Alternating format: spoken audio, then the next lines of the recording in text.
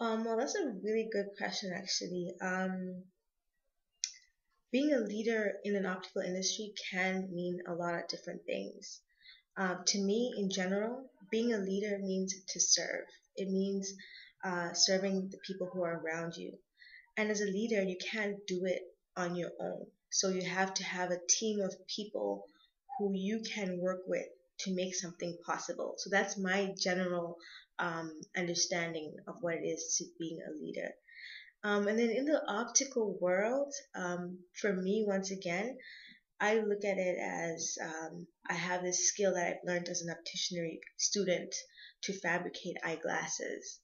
So it has really just opened a whole lot of doors for me. I have a skill, therefore, how am I, as a person who's had that opportunity to have a skill, going to be a leader to make a difference in someone else's life? So that's basically what it means to me in the industry, serving people, using the skills that you have, using your talents to better serve others. Yeah, that's the best way I could describe it, for me at least.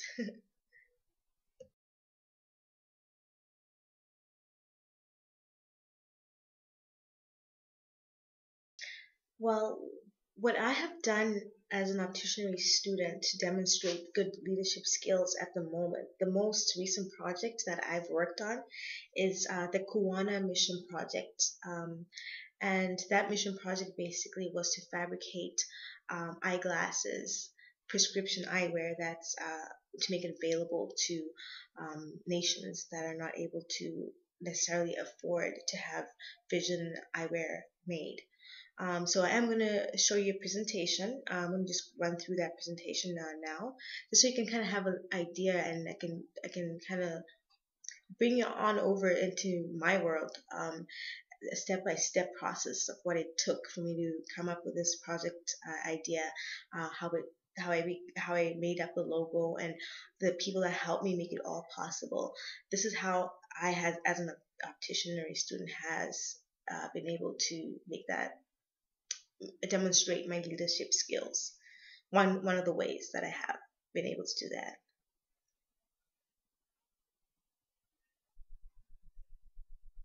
On November 27th, 2011, I launched the Kuwona International Mission Project 360. Now, what does Kuwona mean? Kuwona is actually a Shona word that means to see. It originates from a country in southern Africa called Zimbabwe. When I was coming up with the logo, I liked the idea of having the O as an I to symbolize to see or vision or the gift of sight. Ironically, the font as well was that I granted to is elephant font, and I know a lot of the times countries like Africa are symbolized with elephants, so that worked out pretty well. Tied in really well for my logo. The mission of this project was to fabricate prescription eyeglasses for international projects. And currently, the international destinations I was concentrating on were places like Zimbabwe, Ghana as well, and possibly Trinidad in the Caribbean. The reason being that I do have connections, a pretty good network in those countries at the moment. I hope that in the future it does grow, that I can so that I can work in other destinations in the world. And the mission of this specific project that I worked on as well was to focus on the age range 15 to 40. That was a more manageable age range to work with. It's a little bit more stable in terms of the visual change in a normal situation. Anything under the age of 15, so let's for example say I was decided to work with pediatrics, a 3-year-old. It would be really difficult for me to follow them from the age of 3 to 40, or maybe even past 40 with their vision. And it would be difficult for me to just provide a 3-year-old a pair of glasses and never know what happens to them. So I don't have the resources to be following through at this point. And then anything over 40, as we know, is the presbyopic stages. At this moment, once again, I don't have the resources to be working with anyone over the age of 40. So the age bracket 15 to 40 was something that I thought my mission project would work the best with for.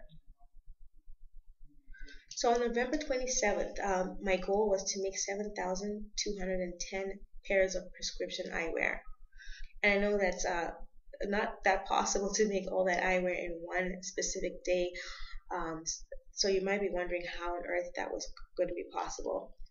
Well, one of my well-known teachers, Terry Finkelman, explained the concept about how when we make glasses, Mission Project glasses, we don't always have the prescription available to be able to make an ideal pair of glasses. So one way is to use round frames and then mapping out the axis at 180 degrees. That way, any prescription that does have SIL in it, the lenses can be rotated to match the specific axis on the specific person's prescription, thus making one pair of glasses equivalent or possibility of 360 pair of glasses. And that's where in my mission project the number 360 actually came from. So on that date, November 27th, once again, I managed to secure 10 spherical lenses and 10 pairs of spherical lenses, and the range for the prescription was -75 spherical to +4 spherical lenses. So that was a pretty good range to be working with. It was a little bit of higher powers. And then lenses that had SIL in them, I was gonna try and fabricate 20 pairs of glasses that had some kind of SIL in them. And once again, the spherical powers were really high. We're looking at -8 to approximately -2 with some kind of SIL in them. And when we do the math, we could have made a possible 7,210 pairs of prescription eyewear for dispensing. So from the frames that I did receive, some of them were already rounded frames, so that was a good thing because once again, to allow that manipulation to accommodate for the different prescriptions. But I did have to manually manipulate some of the frames to somewhat get a round enough frame that will be manageable to work with. So doing fabrication, the frame dimensions we picked, one of the teachers, the faculty that was helping me, Gates, did suggest that a PD of approximately 60 would be, it's an average, so it could work for a majority of people. So 60 was the PD we went with, and we did do monocular 30-30. We didn't want to make it too complicated, and as well as the reason why we ended up working with an axis not only at 180 degrees but had the 90 degrees was because not every single frame that I had was exactly round, so we would not have been able to rotate it exactly 90 degrees. So once again, Gates did suggest that maybe we should have half the frames made at axis 90 and another half made at axis 180. That way we have a larger range of axis to work with. And the lens material, we were working with pretty high prescription lenses. So I was really blessed that I got a supply of lens material that was high index, therefore really minimizing, or we had a bit more control with the magnification. So for aesthetics, it wasn't going to be like Coke bottles or like really tiny little eyes. It worked out well for us.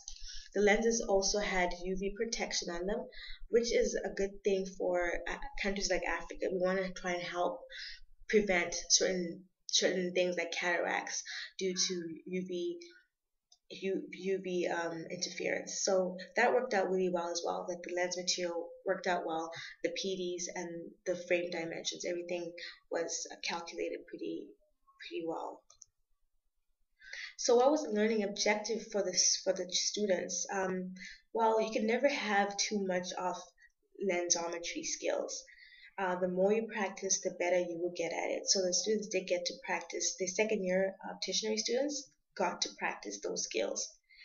We had just learned how to use the trace and edge equipment, and we hadn't been tested on it yet. The test was actually following that week. So it was a good. We have about 5 different trace and edging equipment in our labs, and not all the students knew how to use each and every one. And the test was going to test you on either one. You didn't know which machine you would be tested on. So this project gave the students the opportunity to practice their trace and edge equipment and in a smaller group. So they had the chance to ask the next student how to use a machine that they hadn't yet gotten a chance to practice on during the semester. And in inserting of lenses into the frame, this might seem like a simple skill, but it really isn't, because a lot of the frames that I had were metal frames, and we did have high prescription. So really, just working with the tools, just manipulating that lens, into the frame, is a skill that the students got to practice with and get the feel for. And final inspection, inspecting for things like vertical imbalance or getting the job done well. The students got to inspect every single piece of job that they did as well to make sure that was properly done. So what was our final product? So we ended up with 6,130 frames according to the 360 project. So after 7 hours of hard work, a bit of pizza and some pop, we ended up with 10 pairs of glasses that were spherical, and then 17 pairs that were cylindrical. So it wasn't too much far from the mark that we had, or the goal that I had in the beginning. I was happy with that number, and the students were really happy as well, because they felt like they had taken part in such a good project. I do have future plans. So this Kuwona International Mission Project 360 is just the beginning. I might run it again, because it's just based on how it's going to turn out. I might just do it again. I do hope, however, to work on Kuwona International Mission Project 2020 in the future as well. And this way, I would have hopefully established a stronger network internationally with professionals that are in the visual healthcare profession. And that way, I'll be working the right way, where I would have the prescription provided to me, and then being able to fabricate eyeglasses that are specifically meant for that one specific person to provide 20/20 vision. Kuwona International Mission Project Progressives is another project that I hope to work on at another time, and just depending once again on resources. And I also look forward to working on International Mission Project Early Intervention, where I'll be able to follow through with a child that might have some form of strabismus or some form of really poor vision, and being able to provide vision to them at an early age to help them go through their education well, and then for me to be able to follow through with that is something that I really would love to do in the near future. So thanks to all the students that helped me with this project to make it possible. I really appreciate it. They are going to be receiving certificates that will just really something they can hold on to and have some kind of meaning to what this project has done and who it has helped and how it has helped. I also really thank the faculty who took their time to come in on a weekend just to help supervise this project. And just providing the machinery and the assistance, and it was just amazing to have the faculty there to help.